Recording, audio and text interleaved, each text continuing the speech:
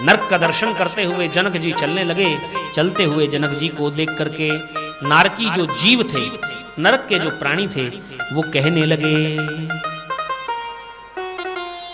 ततस्तमग्रत कृत्वा सा राजा गंतुरमुध्यता ततश्च सर्वैरुदिष्ट कृष्टम यातनास्थायिभिर्नृभि।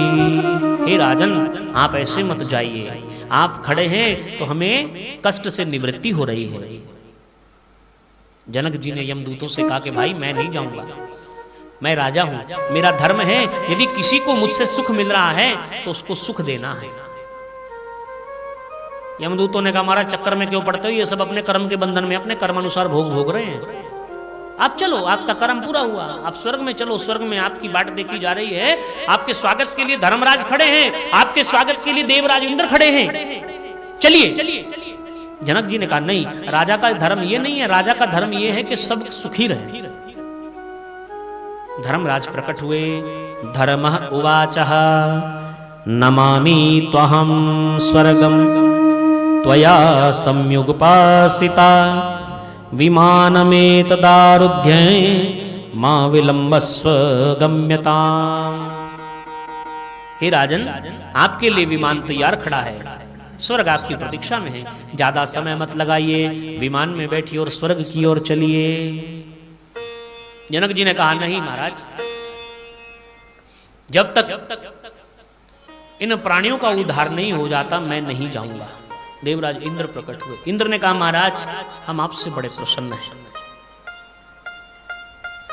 आप जैसे राजा जो नरक में आने के बाद नारकीय जीवों की यातनाएं देख करके उनको सुख देने का कार्य कर रहे हैं, आपसे बड़ा कोई सिद्ध संत नहीं है महाराज, आप संत हैं।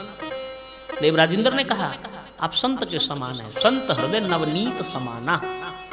इतनी कृपा, इतनी करुणा, इतनी दया केवल संत के मन में हो सकती है महाराज, आप राजा नहीं, आप संत हैं। क्या चाहते हैं? जनक जी ने कहा मैं केवल इतना चाहता हूं इन सब नारकीय जीवों का उद्धार हो जाए। ठीक है महाराज, आपके पुण्य ही इतने हैं, आपके पितरों के द्वारा आपके ऊपर इतनी कृपा है, आपके ऊपर देवताओं की इतनी कृपा है, भगवान की इतनी कृपा है, आपके पुण्यों के प्रभाव से इन सभी नारकीय जीवों का उद्धार हो जाएगा। और महाराज धर्मराज के कहे अनुसार सबका उद्धार हो गया और सब अपने कर्मानुसार अलग अलग योनि में फिर से जन्म ले गए। बोलिए भक्त वत्सल भगवान की जय।